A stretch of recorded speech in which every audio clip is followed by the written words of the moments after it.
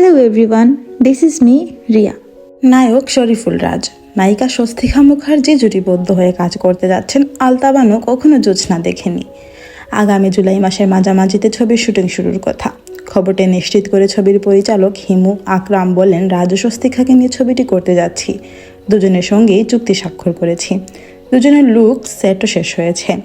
আশা করছি মাস দুয়েকের মধ্যেই শুটিং শুরু করতে পারবো। ছবিতে আলতা বানু চরিত্রটি করবেন স্বস্তিকা মুখার্জি ও রাজের চরিত্রের নাম প্রেমচাঁদ। কাজল রেখা, অমর ও দেয়ালের দেশ নামে গত ঈদে একসঙ্গে 3টি ছবি মুক্তি পেয়েছে রাজের।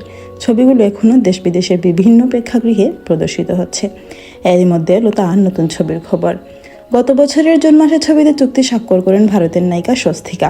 এর আগে শাকিব খানের সঙ্গে জুটি হয়ে ইন্দো বাংলা যৌথ প্রযোজনা সবার উপরে তুমি ছবিতে তিনি অভিনয় করেছিলেন। এফআই মানিক পরিচালিত ছবিটি 2009 সালের নভেম্বরে বাংলাদেশে মুক্তি পায়। Thanks for watching. Please subscribe to my channel and follow for more.